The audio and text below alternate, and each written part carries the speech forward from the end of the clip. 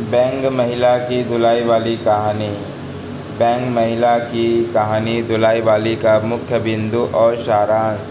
हिंदी की प्रथम कहानीकार राजेंद्र बाला घोष। छद्म नाम बंग महिला। श्रीमती राजेंद्र बाला घोष का जन्म 1882 ईस्वी में बनारस और मृत्यु 1912 ईस्वी में थी। बैंग फीमेल घोष द्वारा लिखित धुलाई वाली कहानी 1907 की सरस्वती पत्रिका के भाग 8 संख्या 5 में प्रकाशित हुई थी। इसका प्रमुख गुण यह है कि यह रचना कॉमिक सृजन की परंपरा से हटकर सिद्धांत और काल्पनिक कहानी का अनोखा वर्णन है। धुलाई वाली कहानी को प्रथम मूल कहानी माना गया है। कला की दृष्टि से यह अत्यंत कठिन कहानी है। राजेंद्र बाला घोष ने आचार्य रामचंद्र शुक्ल की प्रेरणा से हिंदी में लेखन आरंभ किया। इस कहानी को लेखिका ने हास्य कहानी के रूप में लिखा है। काशी और उसके आसपास के जनजीवन और स्त्री पुरुषों की सोच, उनके मनोभावों का स्वाभाविक चित्रण है। कहानी की शुरुआत काशी के दशाश्वमेध घाट से शुरू होकर इलाहाबाद में ख़त्म होती है। कहानी के पात्र वंशीधर, मुख्य पात्र जो इलाहाबाद का निवासी है। नवल किशोर वंशीधर का ममेरा भाई जो हंसमुख व्यक्ति है। जानकी दे वंशीधर की पत्नी एक घरेलू महिला है। सीता वंशीधर की साली है। लाठीवन ट्रेन में एक यात्री। अन्य पात्र नवल किशोर की पत्नी का नाम नहीं है। ऋषिधर की सास, साला साली, इक्के वाले आदि। धुलाई वाली कहानी का सारांश।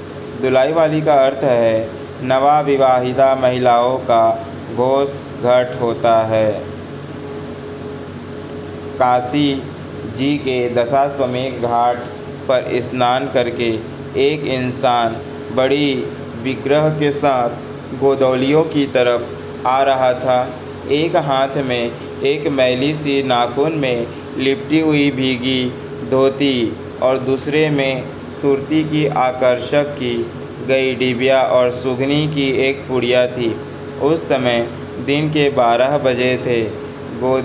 गोदौलिया की बाईं ओर जो गली है उसके अंदर एक और गली में थोड़ी दूर पर एक गुंबद से पुराने मकान में वह जा रही है। मकान के पहले खंड में बहुत अंधेरा था। ऊपर की जगह मनुष्य के वासोपयोगी थे। नवागत इंसान धड़धड़ाता हुआ ऊपर चढ़ गया। वहाँ एक प्रक्षेपण में उसने हाथ की चीज़ें रख दी और सीता सीता अकेला कॉल करने लगा, पुकारने लगा। क्या है? एक 10 साल की दुकान खड़ी हुई बालिका खड़ी हुई। तब उस आदमी ने कहा, सीता जरा अपनी बहन को बुलाओ ला। अच्छा। सीता स्थापित हुई और कुछ देर बाद एक नवीन महिला की उपस्थिति हुई। उसे देखते ही पुरुष ने कहा, देखो हम लोग तो आज ही जाएंगे। इस बात को सुनकर महिला कुछ आश्चर्यचकित हो गई और झुंझलाकर बोली, आज ही जाना होगा? ऐसा क्यों? भला आज कैसे जाना होगा? ऐसा ही था तो सवेरे भैया से कह देते। तुम्हें तो पता है कि मुंह से कह दिया बस छुट्टी हो गई। लड़की कभी विदा की होती तो सामने। आज तो कोई सूरत नहीं हो सकती। तुम आज कह रहे हो? हमें तो अभी जाना है। बात यह है कि आज ही नवल किशोर कलकत्ते से आ रहे हैं। आगरे से अपनी नई बहू को भी साथ ला रहे हैं, तो उन्होंने हमें आज ही के लिए बुलाया है। हम सब लोग उच्च घनत्व वाले तार से ही रेलगाड़ी से ही इलाहाबाद चलेंगे। उनके मुझे घर से लेकर ही निकले। इसी तरह से मैं नहा धोकर चला गया। अब बस करना ही क्या कर रहा है। प्लास्टिक वापड़ा जो कुछ हो, कपड़ा वपड़ा जो कुछ हो, इससे बांध कर जाने में भी शामिल। खा पी कर चले चलो, सब खा पी कर चले चलो। हाँ ये बात है, नवल जो पासपोर्ट करावे। क्या एक ही गाड़ी में न जाने से दोस्ती में बट्टा लगेगा। अब तो किसी तरह रुकोगी नहीं, ज़रूर ही उनके साथ दोस्ती, पर मेरे तो नाको दम आ जाएगा।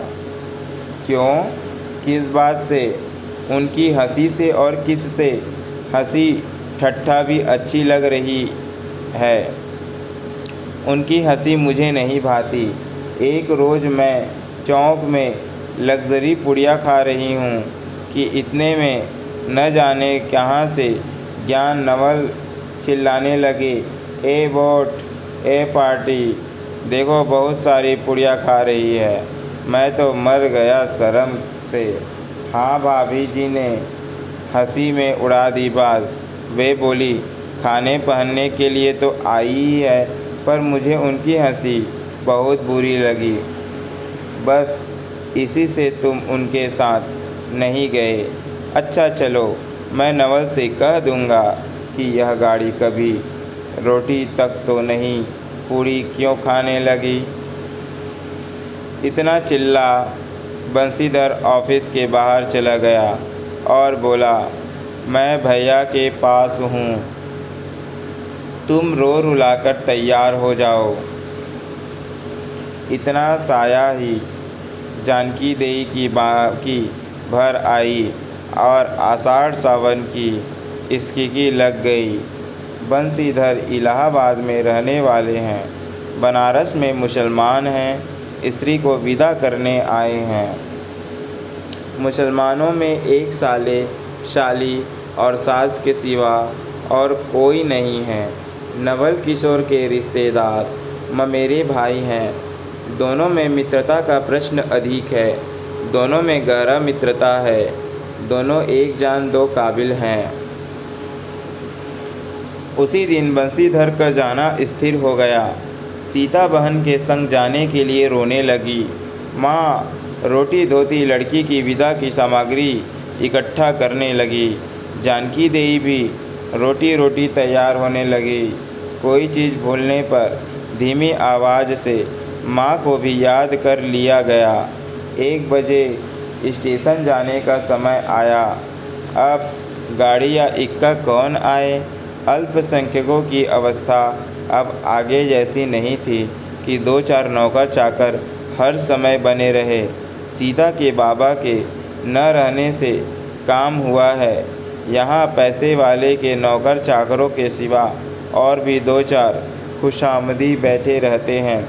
छूछे को कौन पूछता है। एक कहारिन है तो भी इस समय कहीं भी गया है। साले राम की तबीयत अच्छी नहीं है, वे हर घड़ी बिछौने से बातें करते हैं। इस पर भी आप देखने के लिए मैं ही धीरे धीरे चलने वाले यात्रियों को ले आता हूँ। खुला तो है। बंसीधर बोले, नहीं नहीं, तुम क्यों कष्ट करोगे, मैं ही कहता हूँ। जाते जाते बंसीधर विचारने लगे कि इक्के की सवारी तो भले घर की आरामगाह के बैठने की जगह नहीं है, क्योंकि एक तो 3 ऊंचे पर चढ़ना है, अन्य पराये पुरुष के संग एक साथ स्टोरी है, बैठना है। मैं एक पालकी गाड़ी ही कर लूँ। यूक्रेनी सब तरह का आरामदायक जीवन है। जब गाड़ी वाले ने ज़मीन पर रुपया ली तब बंसीधर ने कहा, चलो इक्का ही सही, सीट से काम है। नवल किशोर तो यहाँ से साथ है नहीं, इलाहाबाद में देखा होगा। बंसीधर इक्का ले आए और जो कुछ असबाब था इक्के पर रख कर आप भी बैठ गए। जानकी देई बड़ी विकलता से रोती हुई, इक्के पर जा, इस स्थिर दुनिया में स्थिरता कहाँ है, यहाँ कुछ भी स्थिर नहीं है। इक्का जैसे जैसे आगे बढ़ता गया वैसे वैसे जानकी की रुलाई भी कम होती गई।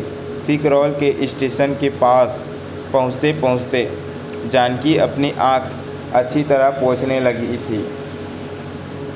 दोनों बच्चे चले जा रहे थे कि अचानक बंसीधर की नज़र अपनी धोती पर रख दी और अरे, एक बात तो हम भूल ही गए। खुला पस्ता से उठा। इक्के वाले ने कान बजाकर जानकी जी से पूछा, क्या हुआ? क्या कोई सामान भूल आया? नहीं, एक देसी धोती बर्बाद हो गई थी, सो भूलकर विलायती ही पहन आए। नवल कट्टरपंथी स्वदेशी हुए हैं ना, वे बंगालियों से भी बढ़ गए हैं। देखो तो, दो चार सुनाए बिना न रहेंगे। और बात भी ठीक है, नाहक विलायती मोल लेकर क्यों रुपये की साड़ी की जाए। देसी लेने में भी दम लग जाएगा, पर रहेंगे तो देश में ही। जानकी जरा बहुत टेढ़ी बोली करके, ऊँ धोती तो धोती, पहने से काम, यह क्या बुरा है। 3 में स्टेशन के कुलियों ने आ घेरा। बंसीधर एक कुली लेकर चले गए। 3 में इक्के वाले ने कहा, इधर से टिकट लेते जाइए, पुल के उस पार तो धोते दर्जे हाई वर्ग का टिकट। बंसीधर फिर कल बोले, अगर मैं घोड़े दर्जे का ही टिकट लूँ तो। इक्के वाला चुप हो रहा है। इक्के की सवारी देखकर ऐसा कहा। यह कहते हुए बंसीधर आगे बढ़ गए। यथा समय रेल बंसीधर राजघाट पार करके मुगल सराय पर, वहाँ पुल लांघकर दूसरा प्लेटफॉर्म पर जा बैठा। आप नवल से मिलने की खुशी में इस बच्चे से उस बच्चे तक टकराते रहे। देखिए देखते गाड़ी का धुआं दिखलाई। मुसाफिर अपनी अपनी गठरी संभालने लगे। रेल देवी भी अपनी चाल से मंझी हुई खड़ी हुई। बंसीधर एक बार मोटरसाइकिल गाड़ी ही शुरू से अंतिम तक देखी। रेलगाड़ी शुरू से अंतिम तक देखी गई, पर नौसेना का कहीं पता न चला, नवल का। बंसीधर फिर सभी डब्बों को दोगुना कर दिया गया। 13 चला गया। घुसेड़ कर एक एक नंबर को देखा, बोरा नवल न मिले। अंत में आप खिजला उठे और देखे कि मुझे तो चित्रकथा लिखी और आप न आए। अच्छा, मुझे उल्लू बनाया। अच्छा, जाएंगे कहाँ? अस्तित्व पर समझ लाना। सबसे ज़्यादा सोचा तो ये बात थी कि जानकी सुनेगी तो ताने पर ताना मारेगी, पर अब विचार का समय नहीं। रेल की बात छोड़ी। बंसीधर झटक गए और जानकी को याद करते हुए जनानी गाड़ी में सवार हो गए। वह लेबल लगी, नवल की बहू कहाँ है? वह नहीं आए। कोई अटक गया हो गया। आप बगल वाले कमरे में जा बैठे। टिकट धोए का कथा, पर छोटे दर्जे का रूम कलकत्ते से आने वाले मुसाफिरों से भरा था, इसलिए तीसरा दर्जे में बिजनेस। जिस गाड़ी में बंसीधर बैठे थे, उनके सभी स्कॉर्पियो में कुल मिलाकर 10-12 स्त्री पुरुष थे। समय पर गाड़ी छूटा। नवल की बातें और न जाने क्या अगड़ बगड़ गाड़ी कई स्टेशन पार करके जाएगी। विपक्ष में पेटराम की याचिका शुरू हुई। उन्होंने सुझाव दिया कि इलाहाबाद में अभी देरी हो। बसंत के झंझट में अच्छी तरह से उसकी पूजा की कहानी बिना ही बंसीधर ने बनारस में डूब गई थी। इसलिए आप झटपट प्लेटफॉर्म पर उतरे और पानी के बॉम्बे से हाथ मुंह धोकर एक खोचे वाले से थोड़ी सी ताज़ी पुड़िया और मिठाई लेकर निराले में बैठे आपने उन्हें बसाया। पीछे से जानकी की सुध आई। सोचा कि पहले प्रश्न ले, तब कुछ मोल शेष, क्योंकि स्त्रियां नटखट होती है। वे रेल पर खाना पसंद नहीं करते। गोदाम पर घर पर ही बात हुई। तब बंसीधर लौटकर अपने कमरे में आ बैठे।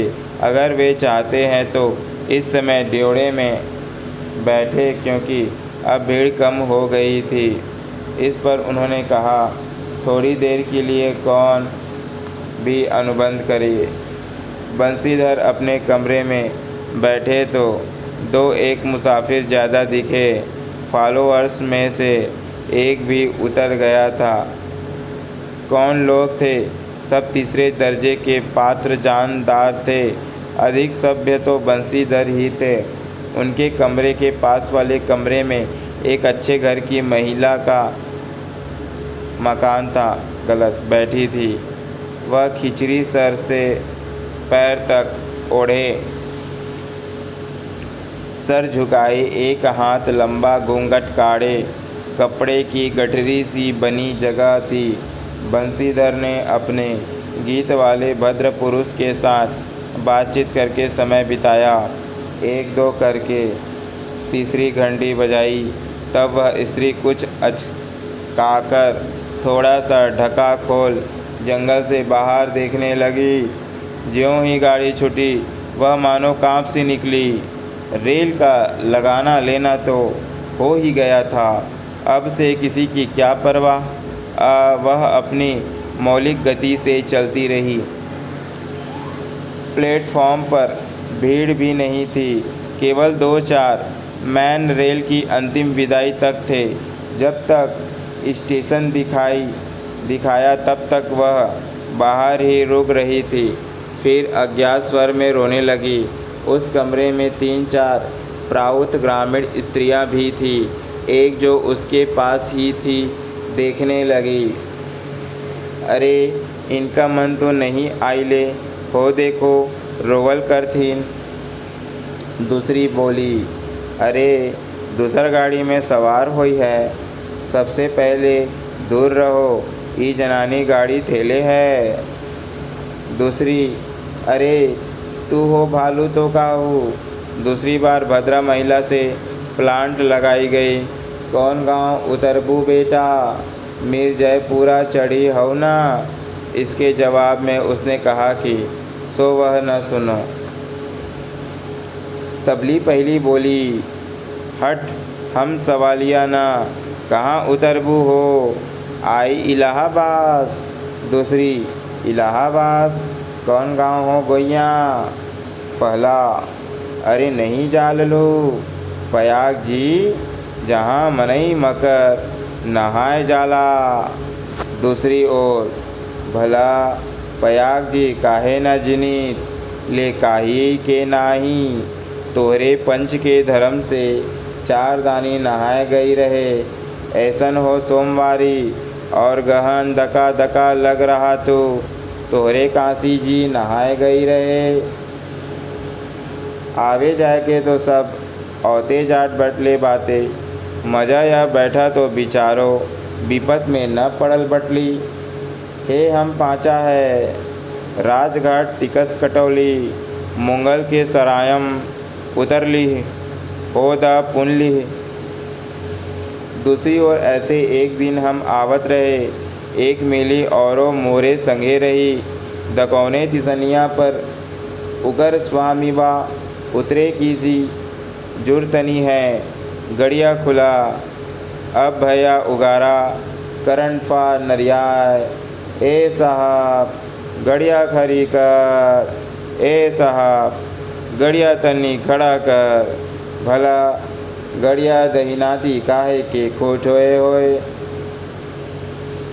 पहले ओ मेहरुआ बड़ी उजबक रहल, भला केहूँ के चिल्लाए से रेलियो कहूँ खड़ा होइला।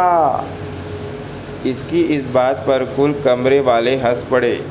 अब पुरुष स्त्रियां थीं, एक से एक अनोखी बातें अपने अपने ताज रुब्बे बयान करने के लिए। समुद्र तट पर उस दृश्य अबला की स्थिति पर भी दुख प्रकट होता है।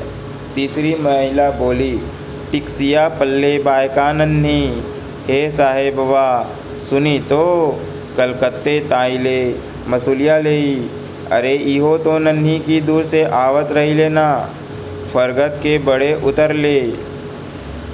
चौथा, हम तो इन संगे के आदमी के देखबो न किहों को डिसाइड। तीसरा, हम देख रहिले हो, मजाक टोपी देले रहले को। इस तरह उनकी बेसिर पैर की बातें सुनाते सुनते बंसीधर चार्ज हो उठे। तब वे उन दोस्तों से मिले। तुम तो उन्हें पसंद करते हो और फिर भी घूरते हो। निश्चित रूप से इलिनोइस तार होगा और दूसरी गाड़ी से वे भी वहाँ पहुँचेंगे। मैं भी इलाहाबाद ही जा रहा हूँ। मेरे संग भी औरतें हैं। जो ऐसा है तो दूसरी गाड़ी के लिए मैं स्टेशन तक आऊँ। आप लोगों में से अगर कोई प्रयाग की ओर जाता है तो थोड़ी देर के लिए स्टेशन पर जाना, अकेला छोड़ देना नहीं। यदि पता नहीं चला तो मैं अन्यत्र के स्थान पर भी पहुंचूंगा। बंसीधर की इन बातों से उन समर्थकों की वाकधारा दूसरी ओर बह चली। हाँ, ये बात तो आप भली कही। नहीं भैया, हम पाँचे कही के केहू से कही कुछ कही। अरे एक के एक करत ना पाए तो दुनिया चलत कैसे पाए। अन्य ज्ञान गाथा होने लगी। कोई कोई तो उस लड़की को सहारा मिलते देख खुश हो गया और कोई कोई नाराज़ भी हो गया। क्यों तो मैं भी बता नहीं सकता। उस गाड़ी में इंसान थे। सभी ने इस विषय में कुछ न कुछ कह डाला था। पिछले कमरे में केवल एक महिला थी जो फारासीसी छींट की दुलाई ओ आधे घर थी। कुछ नहीं बोली। कभी कभी घूंघट के अंदर से एक नज़र बंसीधर की ओर ताक पर चली जाती थी और आमना सामना होने पर फिर मुंह फेर लिया जाता था। बंसीधर वकील लगे कि यह क्या बात है। देखने में तो ये अच्छा है घर का, पर आचरण अच्छा नहीं है। गाड़ी के पास अल्लाह की मंजिल तय हुई। बंसीधर उस स्त्री को धीरज दिलाकर आकाश पाताल दर्शन लागे। अगर तार में कोई खबर नहीं आई होगी तो दूसरी गाड़ी तक स्टेशन पर ही रुकना होगा। और जो उनको भी कोई ना आया तो क्या करेगा। जो हो, गाड़ी नैनी से छूट गई। अब साथ की उन अशिक्षिता फैंसी ने फिर मुंह खोला। का भैया, जो केहू बिना टिकस के आवत होए लो तो ओकर का सजा होला। अरे ओका ई नहीं चाहत रहल कि मेहरारू के तो रोक दिहलेन और अपुआ तस टिक्कस लेई के चल दिहलेन। किसी आदमी ने तो यहाँ तक दौड़ मारी कि रात को बंसीधर जूता चकन कर रफू चक्कर हो जाएंगे। उस गाड़ी में एक लाठी वाला भी था। खुल्लम खुल्ला ने कहा, का बाबूजी, कुछ हमरो साझा। इसकी बात पर बंसीधर गुस्से से लाल हो गए। उन्होंने उसे खूब धमका किया। उस समय वह चुप हो गया। इलिनोइस इलाहाबाद उत्तर प्रदेश से बंसीधर से परिवर्तन के लिए बिना न रहा। बंसीधर इलाहाबाद में उतरा। एक बुढ़िया को भी कहीं और उतरना था। उन्होंने कहा कि तुम भी अपना गाना गाओ। फिर उस बुढ़िया को उस महिला के पास के शिक्षक ने जानकी को प्रणाम किया। जानकी से सब हाल देखकर वह बोली, अरे जाने भी दो, किस बखेड़े में पड़े हो। पर बंसीधर ने न माना। जानकी को और वह भद्र महिला को सोए एक असिस्टेंट कर आप स्टेशन मास्टर के पास गए। बंसीधर के पास ही वह बुढ़िया जिसे उन्होंने रखवाली के लिए छोड़ दिया था किसी सोसाइटी से भाग गया। अब तो बंसीधर बड़े असमंजस में पड़े। टिकट के लिए भी अपॉइंटमेंट होगा क्योंकि वह महिला बेटिकट है। लौट कर आए तो किसी को न मिला। क्या ये सब कहाँ गए। यह चारों तरफ देखने लायक है, कहाँ पता नहीं। इस पर बंसीधर घबराए। आज कैसी बुरी स्थिति में घर से निकले कि एक के बाद दूसरी बार आफत में फंसते आ रहे हैं। 3 में अपने सामने उस खेत वाली को आते देखा। तू ही उन अफसरों को कहीं ले गया है। इतना कहना था कि धुलाई से माउथ फिर नवल किशोर खिलखिला उठा।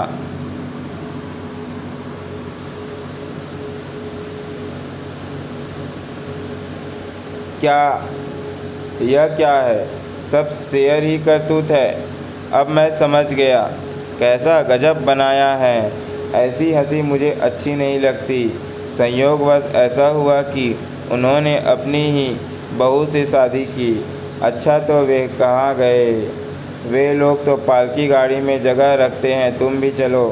नहीं, मैं सब हाल सुन लूँगा तब चलूँगा। हाँ तो कहो, तुम मिर्ज़ापुर में कहाँ से आए हो? मिर्ज़ापुर नहीं, मैं तो कलकत्ते से, बल्कि मुग़ल सराय से फामी के साथ चल रहा हूँ। जब तुम मुग़ल सराय में मेरे लिए चक्करदार गुड्डे थे, तब मैं धो दिए डेरे में ऊपर वाले बेंच पर लेटे गरीब तमाशा देख रहा था।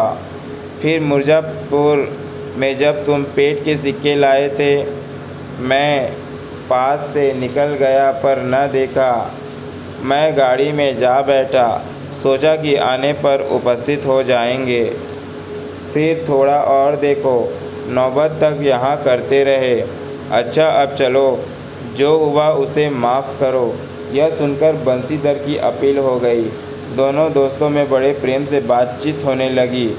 बंसीधर बोले, मेरे ऊपर जो कुछ सूटकेस पर वह पकड़री जोफे से गुआनाम के संग पहली ही बार रेल से आ रही थी, बहुत तंग हुई। उसे तो वही नाक रुलाया, बहुत ही डर गया था। नहीं जी, डर किस बात का था? हम तुम दोनों गाड़ी में नहीं थे? हाँ, पर अगर मैं स्टेशन मास्टर से इतला कर देता हूँ तो भी तय हो जाता है ना। अरे तो क्या मैं तुरंत ही मर गया? 4 हाथ की धुलाई की बिसा थी कितनी। इसी तरह बातचीत करते करते दोनों गाड़ी के पास आए। देखा तो दोनों दोस्त बंधुओं में खूब हंसी हो रही है। जानकी कह रही थी, अरे तुम क्या जानो, इन लोगों की हंसी ऐसी ही होती है। हंसी में किसी के प्राण भी निकल ले तो भी दया न आवे।